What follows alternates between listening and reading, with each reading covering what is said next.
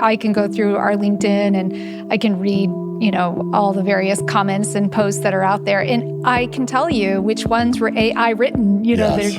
If people aren't careful to work closely with that tool, they do lose their individual voice. Right.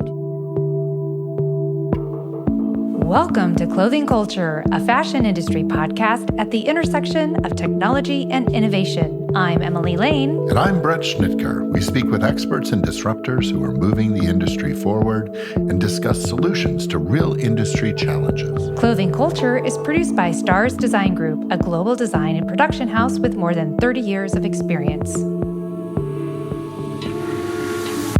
Welcome to Clothing Culture, where we explore the ideas shaping the future of fashion.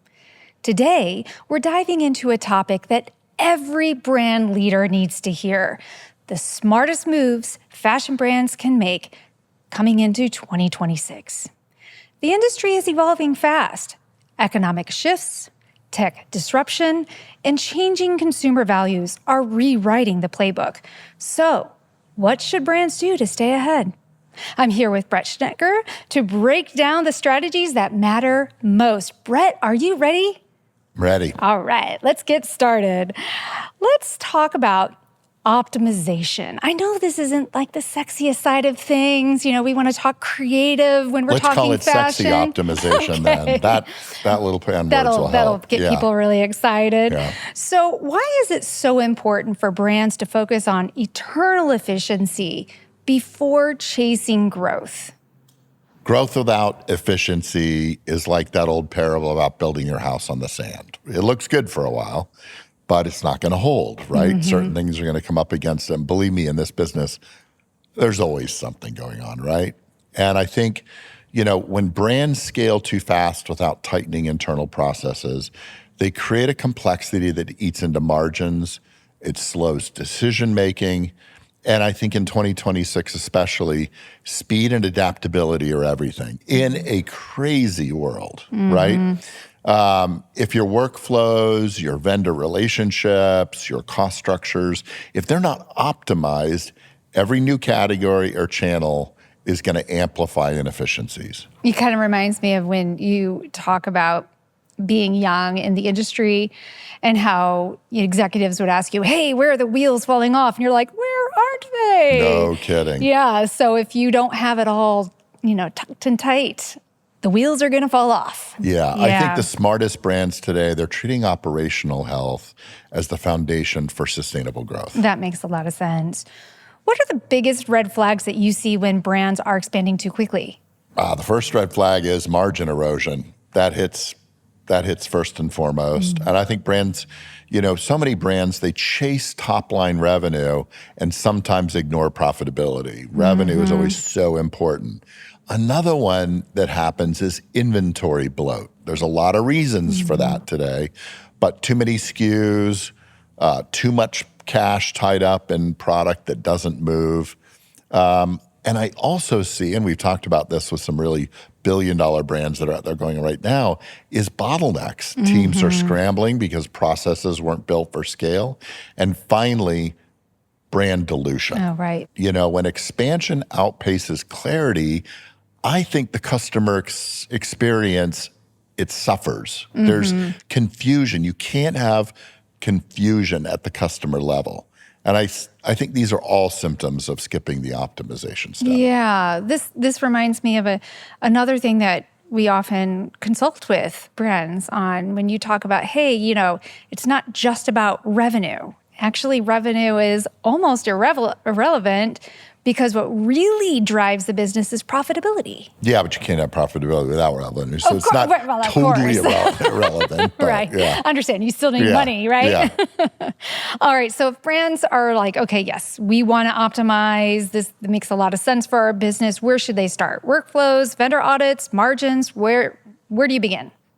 Visibility. I think you start with visibility. You can't fix what you can't see. I think you want to map your workflows to identify bottlenecks, audit vendors, lead times, and responsibility. From there, you look at margin health, not just at the product level. That's kind of where many times a lot of this a lot of time is spent, but it needs to be across all channels and operations. I think often small changes like renegotiating terms or tightening production lead times, if you can, it's still a crazy world out there, but they end up having a pretty big impact. The goal is to create as lean and responsive a system as you can before you layer on growth. Right. That makes a lot of sense. Okay, now moving into the tech space a little bit, AI is everywhere. We see it in all facets of our industry right now. How should fashion brands think about using this tool strategically, responsibly? Well, do it like we're doing. We're not actually here right now. These are AI-generated images. So Yes. no. AI should be treated as a tool, not purely a strategy. I think, it's powerful efficiency and insight. I mean, it's amazing how much it can churn through, but it can't, I don't think at this stage, and I emphasize at this stage, I don't think it can replace human judgment or creativity. Right. Especially creativity. I mean, it's doing some amazing things, but, humans are unique in that aspect. I think responsible use means asking, hey, does this enhance our decision-making, or is this challenging the disconnect from our brand voice? Brands should use AI to support, not dictate, especially when it comes to creative and strategic choices. I think keeping humans in the loop for anything that touches storytelling, design direction, and customer experience is critical. Boy, you're so right about AI not being able to really take on that creative element quite successfully, completely right now. Right now. I put that caveat out there. I can go through our LinkedIn and I can read, all the various comments and posts that are out there. And I can tell you which ones were AI written. Yes.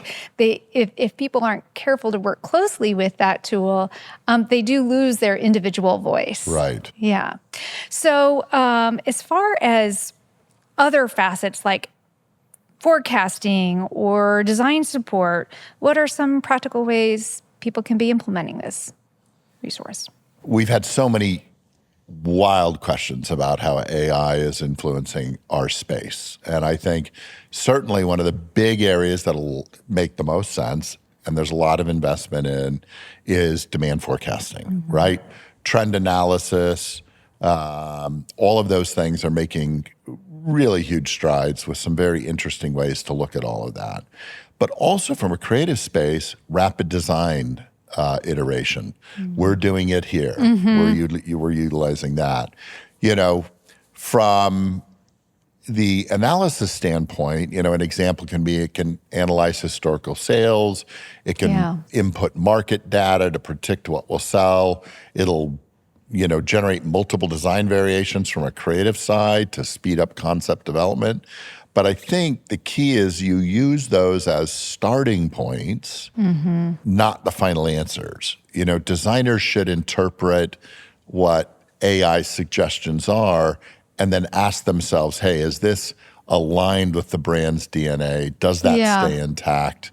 It's an interrelational kind of situation, I think, today. I'm really hopeful or think positively about what it can do with regards to the trend forecasting and that side of the business, because one of the challenges we hear brands talk about is overbuying, underbuying, and all of those things. So hopefully this can help teams make better decisions about what they really need. So we had a great podcast earlier this year on AI helping retailers and brands decide not to buy in some cases. I know. Right? It's kind of counterintuitive to what we think we should be promoting in our business. Yeah, we're manufacturing, so we suggest always buying no a lot. clothes are needed this year. Yeah. What are some things that are going wrong with AI adoption today? Well, it's easy to rely on technology when we've got full plates and full of stress. And I think the biggest mistake is let's over-automate.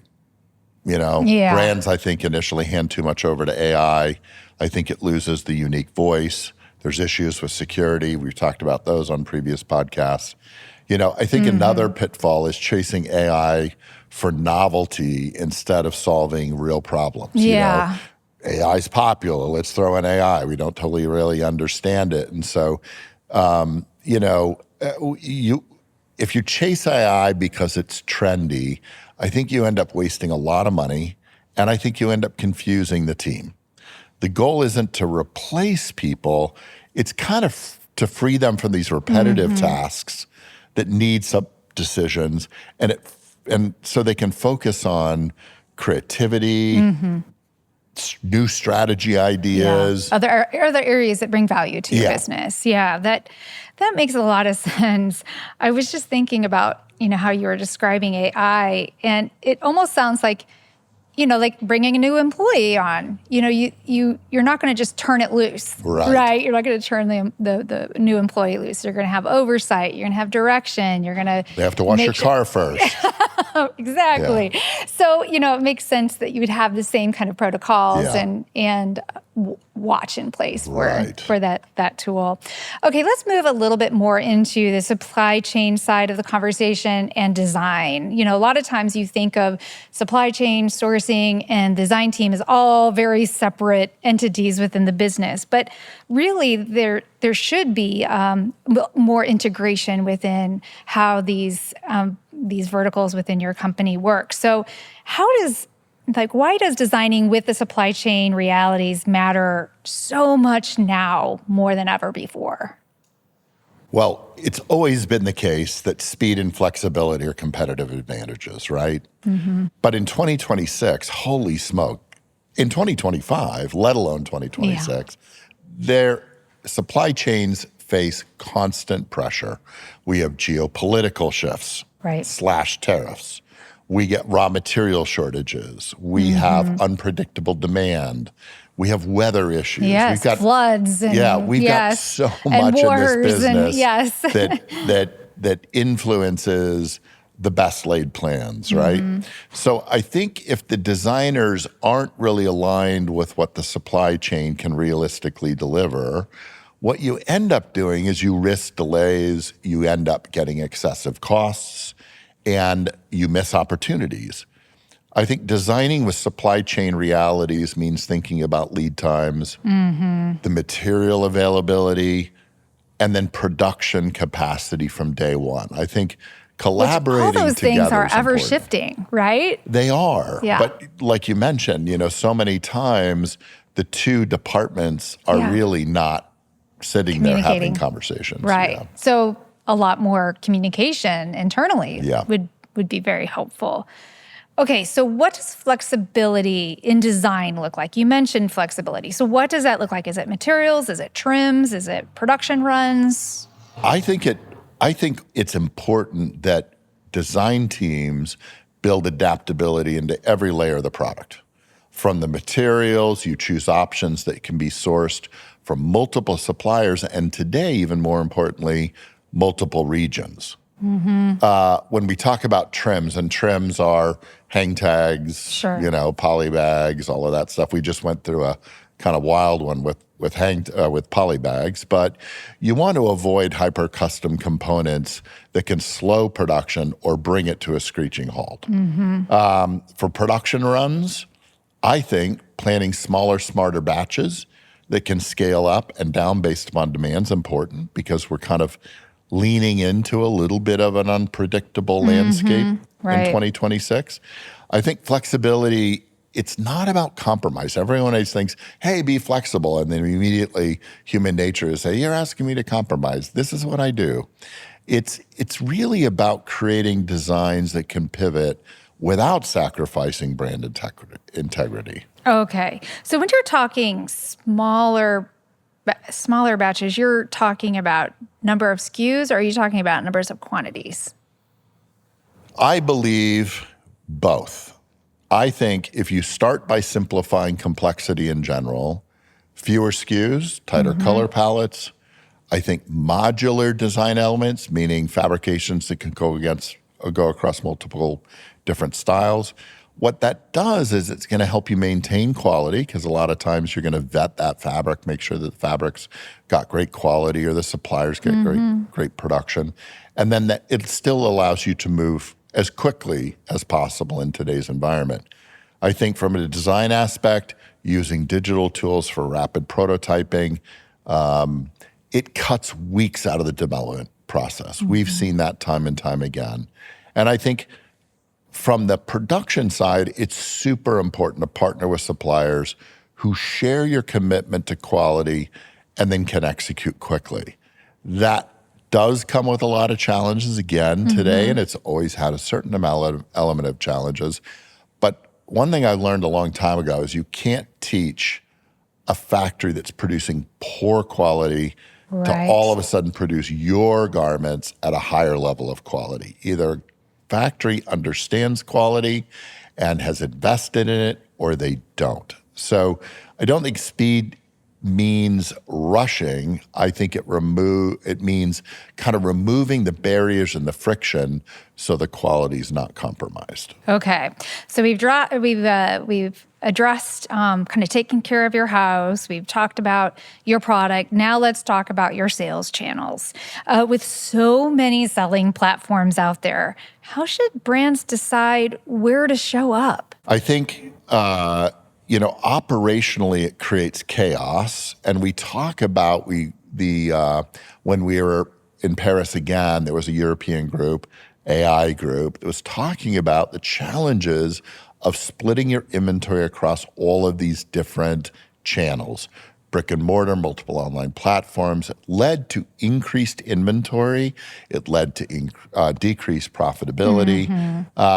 And I think you have to be really, really careful of that. And then also you deal with a hell of a lot more logistics headaches. Yes. Logistics is expensive. We're seeing already challenges with the existing supply chain. We've talked about it in past episodes about billions of packages coming in a year. Right. How are we getting drivers and transportation to go everywhere? And that's gotten more complex over the recent months. More and more complex. We're not buying anything less, right, at this stage. I think the best solution is really fewer, stronger partnerships. I think it allows you to negotiate better terms. It allows you to maintain consistency. And then what's important, I think, to the customer today is a premium experience. And this gives you an opportunity to deliver that also. You mentioned premium experience. How does that align with channel strategy? Well, channel strategy is kind of customer experience. And I think if your customer expects fast shipping and seamless returns, and if your marketplace can't deliver that, that's a brand problem. I think every touch point from packaging to service has to reflect your brand values. And in many cases does, whether or not you recognize it or not. I think choosing the right channel ensures that you meet expectations and you build trust, which I think is far more valuable than chasing reach at all costs.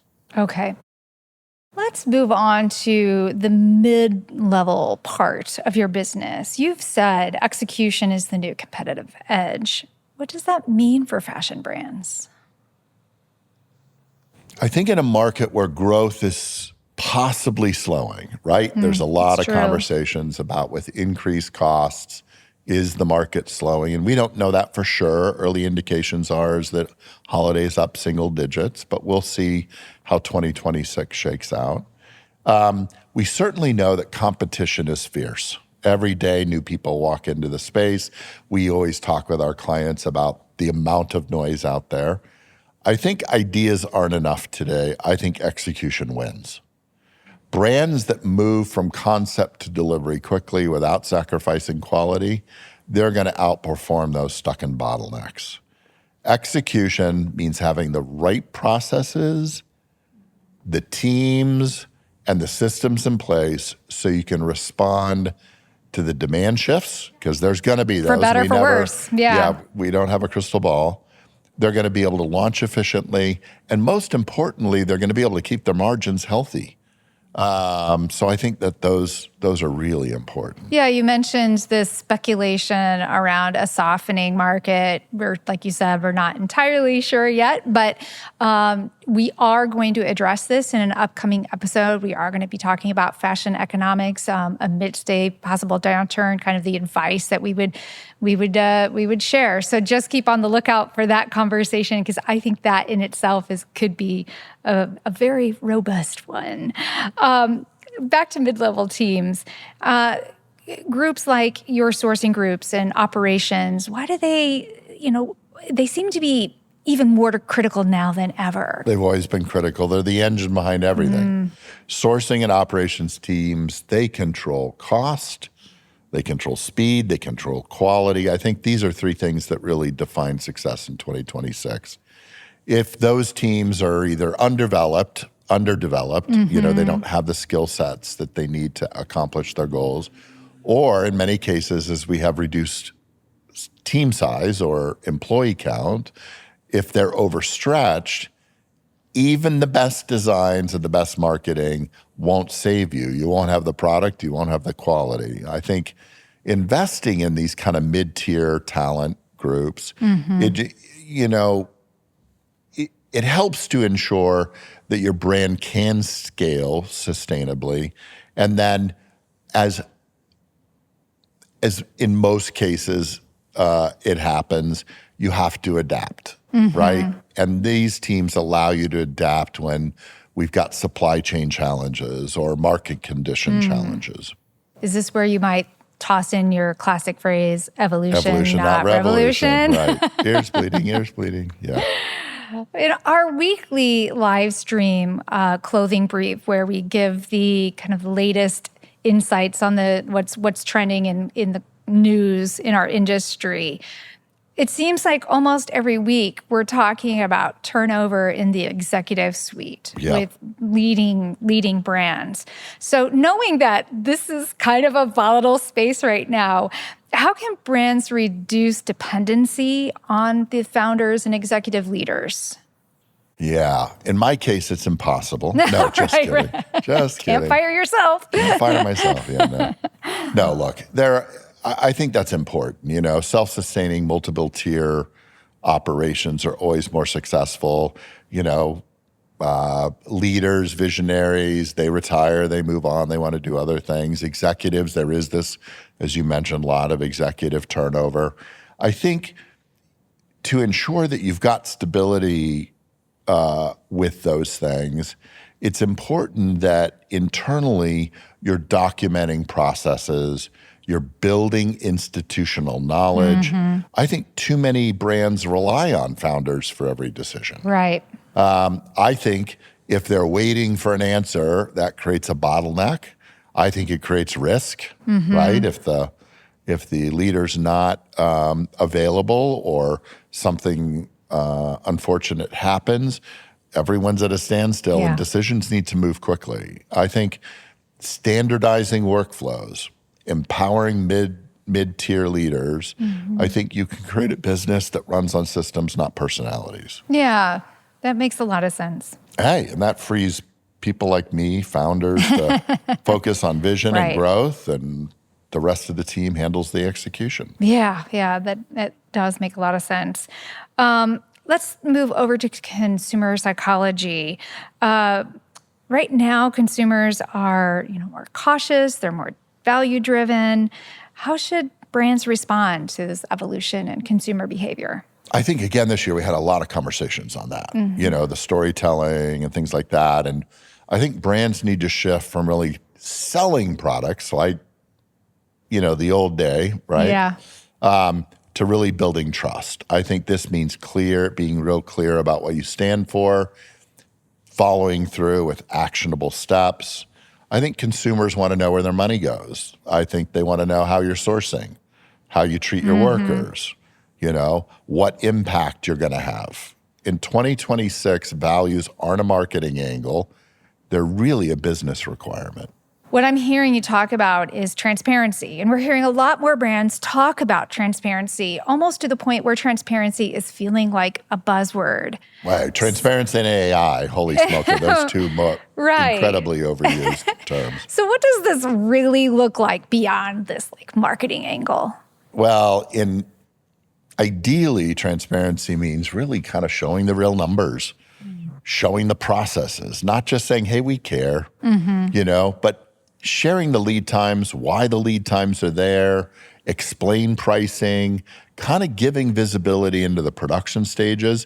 It's amazing the number of people that we interact with that don't understand the complexity of our production world. Yes. And I think if you explain that, I think a well-educated consumer is a great, well-educated customer is a great customer. And I think if there's a delay, which happens, holy smoke, you communicate it honestly. And I think when brands pull back the curtain, they're going to turn possible uncertainty into confidence. Yeah. This still is a human business. AI hasn't taken over everything yet. So knowing that it's a human business and we are in an imperfect world, things happen. Right. So that kind of transparency you're talking about has the opportunity to develop some real trust. What are some other ways that brands can build real trust and deliver on their promises? Yeah, I think patience is really important here. Start small, be consistent, don't overpromise, the other cliche thing, under-promise and over-deliver. Right. I didn't come up with that, by the way, but it's important. Yeah. And I think align your messaging with what you can actually execute operationally. When mistakes happen, own them, fix them. Trust isn't built like in a campaign, right? It's built on a daily process with action and interaction. Yeah, absolutely. Okay, we're moving into the final question. Get ready. I'm ready. Okay. As we look into 2026, what do you think is going to separate the brands that really thrive versus those that, I'll say it nicely, struggle? Yeah, it's better to say instead of winners and losers for 2026. I think what's going to separate the winners from the strugglers is discipline. And I think it's always what has kind of separated winners from strugglers. And that's tough, right? I think the brands that are going to thrive are the ones that are going to optimize before they expand, invest in execution, and stay true to their identity. They're always going to have to deal with adaptability to change. Again, the evolution, not revolution, ears bleeding. Right? I've heard it so many times. Yeah. I don't think it's about chasing every trend. I don't think it's about being in every channel. I think it's about building a lean, resilient business that can pivot without losing its core. Right. The ones that struggle are going to be the ones that grow for growth's sake. They're going to ignore margin health. They're going to over-automate at the expense of creativity. And I think, in short, success is going to come from clarity, efficiency, and trust. Yeah. Yeah, thank you. That all makes perfect sense. You'd almost think it would be inherent, but yet it's not, which is why we do this podcast. So 2026 isn't about doing more. It's about doing better. The brands that will win will be the ones that optimize before they expand, use technology thoughtfully, and design with agility. Every decision should strengthen your foundation, not stretch it thin. Fashion moves fast, but clarity and discipline will help you keep ahead. Thank you for joining us on Clothing Culture. Don't forget to subscribe to stay apprised of upcoming episodes. And until next time, keep building smarter, not just bigger.